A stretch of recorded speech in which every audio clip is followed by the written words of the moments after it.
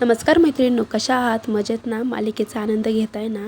तर आता आजच्या भागामध्ये काय होतंय जरा जाणून घेऊया.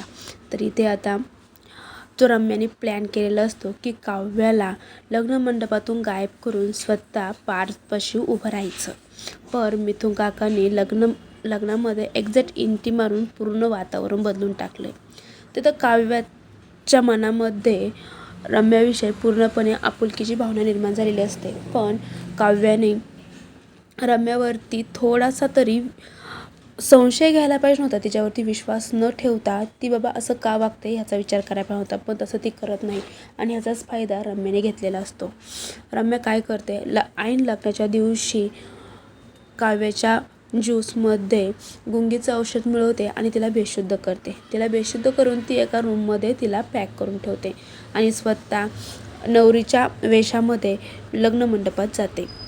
इकडे आता जशी जशी काव्याला शुद्ध येऊ लागते तसे लग्नाचे अनेक विधी पूर्णपणे पार पडलेले असतात आणि लग्न मंडपात रम्याचा चेहरा कोणालाच दाखवत नाही. म्हणते मी देवाला नवस बोलले होते म्हणून तिला जास्त कोणी फोर्स करत नाही की तू तुझ्या चेहऱ्यावरील पदर काढ म्हणून.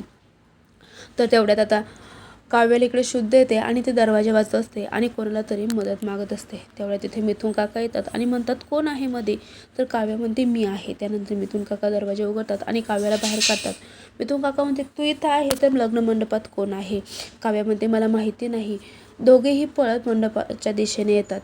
शेवटचा फेरा बाकी असतो आणि काव्या जोरात ओरडते, पार्थ तुम्ही हे काय करताय. पार्थलाही शॉक बसलेला असतो की बाबा असं जर ही काव्य माझ्यासमोर आहे तर माझ्यापाशी बसलेली बाई कोण आहे. पार्थ पटकन उठतो आणि त्या बाईचा चेहऱ्यावरचा पदर काढतो. तर तिथे रम्या असते. रम्याला बघितलं तर पार्थला खूप राग येतो आणि पार्थ खनखन रम्याच्या कानाखाली वाजवतो. अशा प्रकारे मिथुन काकाने लग्नामध्ये येऊन काव्याची मदत केल्यामुळे काव्या आणि पार्थचं प्रेम वाचलेलं असतं.